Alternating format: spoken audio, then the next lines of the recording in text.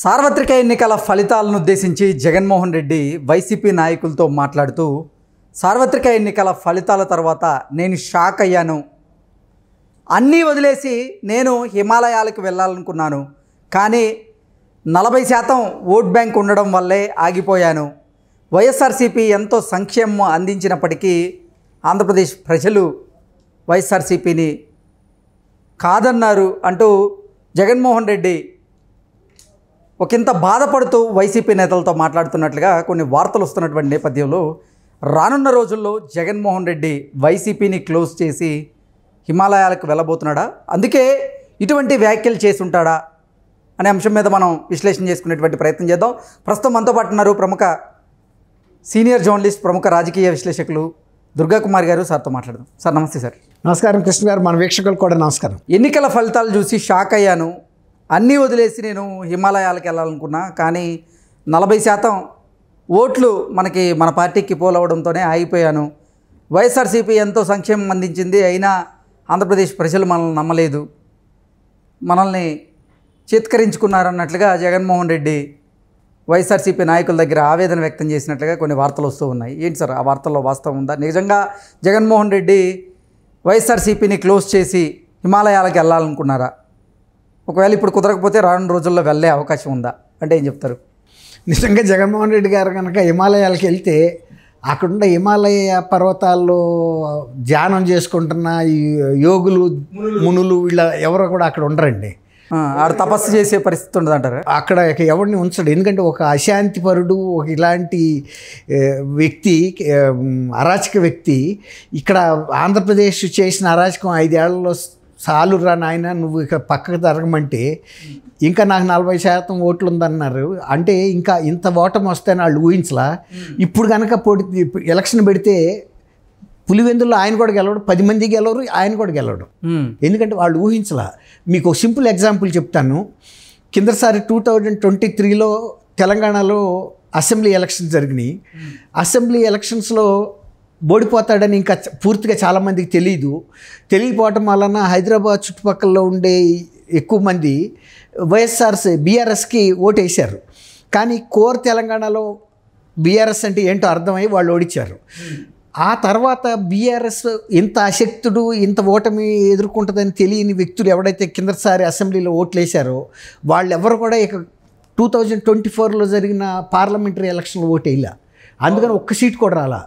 అదే కనుక అక్కడ కూడా పార్లమెంటరీ ఎలక్షన్ కనుక ఏదైనా ఒక ఎలక్షన్ ముందు కనుక అసెంబ్లీ ఎన్నికల ముందు జరిగి ఉంటే తర్వాత అసలు పార్లమెంట్లో కూడా అదే పరిస్థితి వచ్చేది, ఆయనకి ఆ 4 కూడా వచ్చేవి కాదు. అట్లాగే ఇప్పుడు కనుక మళ్ళీ ఎలక్షన్ పెట్టారనుకోండి, ఆ 11 సీట్లకి ఇంక్లూడింగ్ ఈయనతో సహా ఘోరమైన ఓటమి అయితే చెందుతారు. ఎందుకంటే ఇంకా అప్పటికి ఏదో ఈయన లేస్తే మనిషిని కాదంటున్నాడు కదా, 175కి 175 అని కొట్టబట్టి ఇంకా కొంతమంది గెలుస్తాడన్న అనుమానంతో వేశారు. ఇప్పుడు కనుక జరిగితే ఆ పరిస్థితి ఉండదు. సరే ఇది వదిలేసేయండి.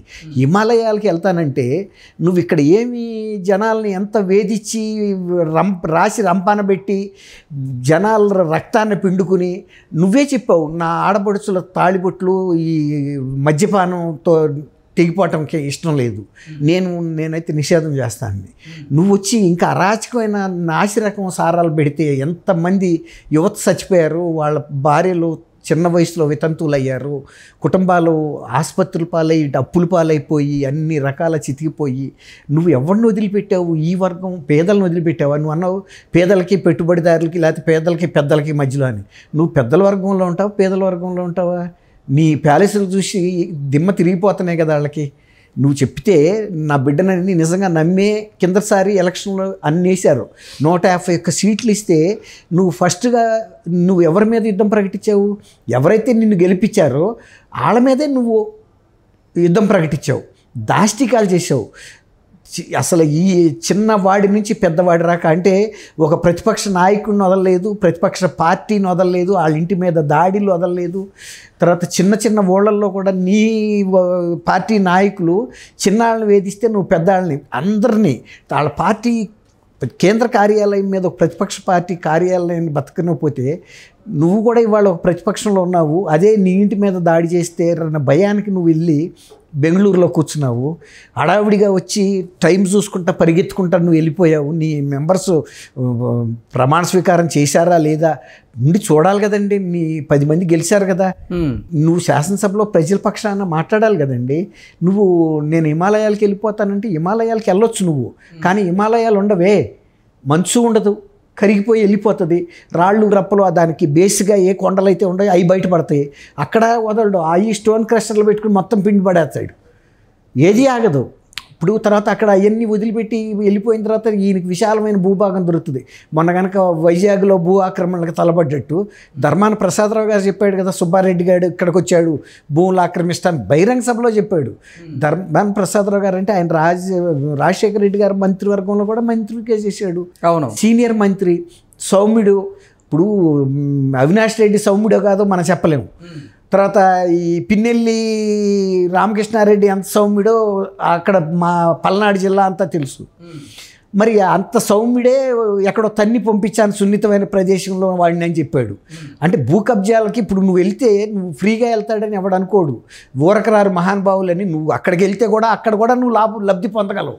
ఈ 5 ఏళ్ల పాటు అక్కడ స్టోన్ క్రషర్స్ పెట్టేసి మొత్తం పిండి కింద కొట్టిపడేస్తాడు, భూ కబ్జాలు చేస్తాడు, వస్తాడు. ఇప్పుడు అక్కడ రిసార్ట్ల వాళ్ళు ఎవడ కూడా బతకడం. ఎందుకంటే ఒక అశాంతి మనిషి వెళ్తే అతనితో పాటు తీసుకెళ్లేది కూడా అశాంతి, ఈ దాష్టికాలు ఇవే ఉంటాయి, దౌర్జన్యాలు.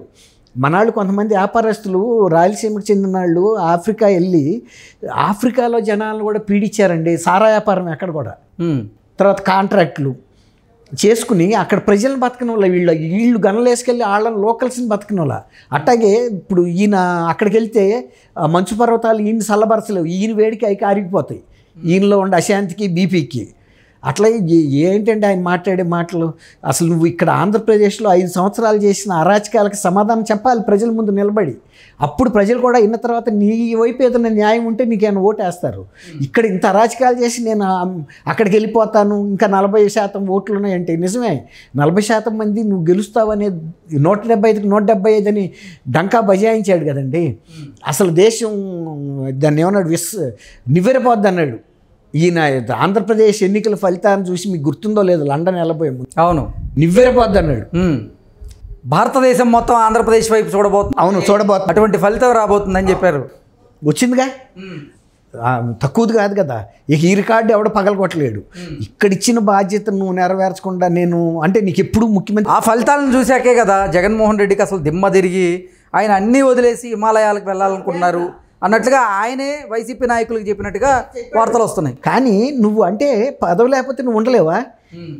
నీకు ప్రజలే కావాల్సింది పదవే, నీకు పదవే కావాలి. పదవి ఉంటే నువ్వు ప్రజలనే ఏడిపిస్తావు, ప్రజల్ని నువ్వు హింసిస్తావు, చంపుతావు.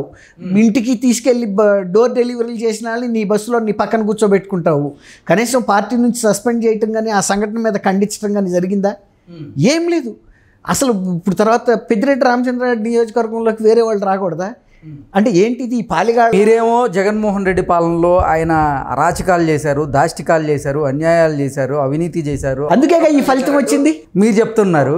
ఆయనేమో నేను అసలు నా పాలనలో ఈ 5 ఏళ్ళు ప్రజలకు ఎంతో సంక్షేమం అందించినా కానీ ప్రజలు ఇటువంటి తీర్పునిచ్చారు, ఇదేంటి నాకు అసలు షాక్ అయ్యాను అన్నట్లుగా ఆయన మాట్లాడుతున్నట్లు వార్తలు వస్తాయి. అవును, ఇంతవరకు ఏ చీఫ్ మినిస్టర్ కూడా ప్రజల సొమ్ముని ప్రజల కోసం సంక్షేమానికి పెట్టి నేను ఇచ్చాను, నా అక్క చెల్లెళ్ళు ఏమయ్యారు, నా అవ్వతాతలు ఏమయ్యారు, నా అక్క చెల్లెళ్ళు వేసిన ఓట్లు ఏమయ్యాయి, నా అన్న తమ్ముళ్ళు వేసిన ఓట్లు ఏమయ్యాయి, నా అవ్వాతాతలు వేసిన ఓట్లు ఏమయ్యాయి అంటున్నాడు.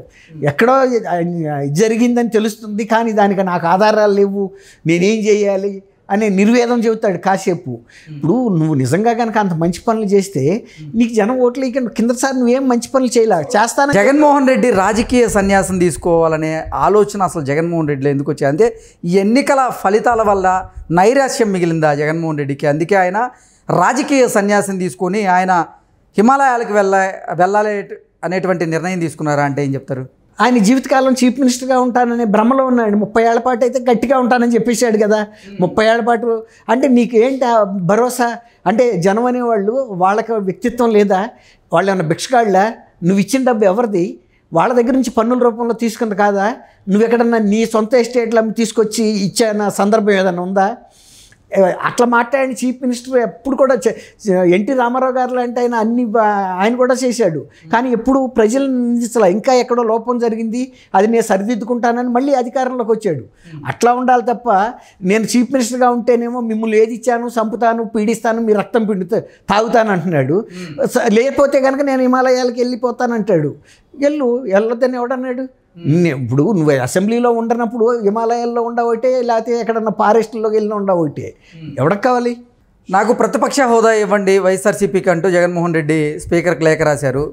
ఒకవేళ కనుక ప్రతిపక్ష హోదా ఇవ్వకపోతే నిజంగా జగన్మోహన్ రెడ్డి వైసీపీని క్లోజ్ చేసి ఆయన హిమాలయాలకు వెళ్ళే ఆలోచనలో ఉన్నారా?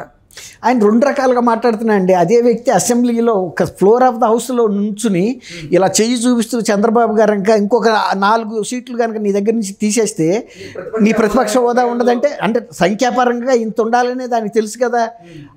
కానీ ఇప్పుడేమో అసలు రాజ్యాంగంలో ఏ ఆర్టికల్లో 10% సీట్లు వచ్చిన వాళ్ళకి మాత్రమే ప్రతిపక్ష హోదా ఉంటుంది, 10% కంటే తగ్గిన వాళ్ళకి ప్రతిపక్ష హోదా ఉండదు అనేటువంటిది ఎక్కడా రాసి లేదు కదా. అవును, ఆయన కొన్ని కొటేషన్లు కూడా రాశాడు, చాలా లేఖ రాశాడు. ఆ లేఖ అంతా చదివానండి. నాకు చదివితే ఏమనిపిస్తుందంటే, గతంలో ఒకసారి ఒక పూజారి గారు, ఒక కర్ణం గారు, ఒక రాజు గారు, ముగ్గురు పరిస్థితి దెబ్బతినిపోయింది. భిక్షాటన చేయితే తప్ప బతికే పరిస్థితి లేదు. సరే ముగ్గురు కలిసి ఒక నిర్ణయానికి వచ్చారు, రే మనం ముగ్గురం కలిసి వెళ్దాం ఊళ్ళల్లో భిక్షాటన కానీ. అయితే సరే వెళ్ళాడు. పూజారి గారు వెళ్ళి అమ్మ మాతా కావడం అని ఇది అడిగాడు, భిక్ష వేయండి అమ్మ అని. సరే పూజారి గారికి భిక్ష వేశారు. కర్ణం గారు పక్కన నుంచున్నాడు. ఆ చేత్తోనే ఇటు కూడా వేయమ్మా అన్నాడు. అంటే కొంచెం అహం, నేను పెద్ద వ్యవహారకర్తనే అని. సరే అట్టాగే ఈయన రెండో ఆయనకి కూడా వేసింది. అడగల, భిక్ష వెయ్యి అని అడగల, ఆ చేత్తోనే ఇటు కూడా వేయండి అన్నాడు. రాజుగారు కూడా మూడో వ్యక్తి అక్కడ నుంచి ఉన్నాడు. ఆయన ఎవరో అనుకుని పట్టించుకోలే, వీరు అందుకే వచ్చారన్నాడు. ఇప్పుడు అట్లా ఉంది ఆయన రాసిన లేఖ చూస్తే. ప్రతిపక్ష హోదా ఇవ్వమని ఎక్కడెక్కడో ఉటంకిస్తున్నాడు తప్ప తను సంగతి చెప్పట్లా. స్ట్రైట్గా అడుగు, నువ్వు స్ట్రైట్గా నాకు ప్రతిపక్ష హోదా ఇవ్వండి, ఇదిగో ఈ సందర్భం ఉందని, అది అడగట్లేదు. ఎక్కడో పలానాళ్ళకి ఇచ్చారు, ఎక్స్కి ఇచ్చారు, వైకి ఇచ్చారు, జెడ్కి ఇచ్చారు, అవన్నీ ఎందుకు? నువ్వు ఆయన ఏం చెప్పాడు, అయ్యన్న పాత్రుడు గారు స్పీకరు, నువ్వు ప్రతిపక్షంలో ఉన్నావు, నీకు ప్రతిపక్ష హోదా రాలేదు, రాకపోయినా కూడా నువ్వు ప్రతిపక్షంలో ఉన్నావు కాబట్టి నీకు కావాల్సిన టైం నేను ఇస్తాను, మీ గౌరవం నేను దక్కిస్తాము. ఆయన క్యాబినెట్ తర్వాత ఆయన్ని పదవి శాసనసభ్యుడిగా ప్రమాణ స్వీకారం చేయమంటే అక్కడేమో సంతోషంగా చేశాడు, నాకు గౌరవించారని. బయటికి వెళ్ళి ఆయన గవర్నర్కి రాసిన లేఖలో నన్ను అవమానించారు, క్యాబినెట్ మినిస్టర్ల తర్వాత నన్ను పిలిచారని. నీకు ప్రతిపక్ష హోదా ఇచ్చినా నువ్వు క్యాబినెట్ మంత్రి హోదాయే కదా, ప్రతిపక్ష నాయకుడిగా. వాళ్ళు నిన్ను అవుట్ ఆఫ్ టర్న్ ఇచ్చారు, నిన్ను ఆల్ఫాబెటికల్గా పిలవకుండా నువ్వు గతంలో ముఖ్యమంత్రిగా చేసావని. నువ్వు గేట్ 1లో నుంచి ఇప్పుడు ఎట్లా వస్తావు? నువ్వు ముఖ్యమంత్రి కాదు, లేకపోతే ప్రతిపక్ష నాయకుడు కాదు. ఎవరైతే గేట్ 1లో ప్రోటోకాల్ ప్రకారం ఉంటుందో వాళ్ళే రావాలి, మిగిలిన వాళ్ళు గేట్ 2లోంచి వస్తారు. ఇంకా కొంతమంది గేట్ 3 వెళ్ళేవాళ్ళు అడ్మినిస్ట్రేటివ్ స్టాఫ్ వెళ్తారు. నీకు అంత ఎందుకు గేట్ 1లోంచి వెళ్ళాలనే కోరిక ఏంటి? ప్రజలు నువ్వేమన్నా నడవలేని వ్యక్తివా? యాక్టివ్గా నువ్వు రాష్ట్రం అంతా తిరిగావు, నేను ఉన్నాను, చూశాను, చేశాను అన్నావు. అంటే ఈ అహంభావంతోనే తప్ప, అంటే ఎప్పుడు ముఖ్యమంత్రిగా ఇవ్వమని అడుగుతాడు ఆయన ఒకటి. రెండోది ఏంటంటే ప్రతిపక్ష నాయకుడికి హోదా ఉండాలేకపోయినా తనకి ఇవ్వమని స్ట్రైట్గా అడిగితే అదొక రకంగా ఉండేది.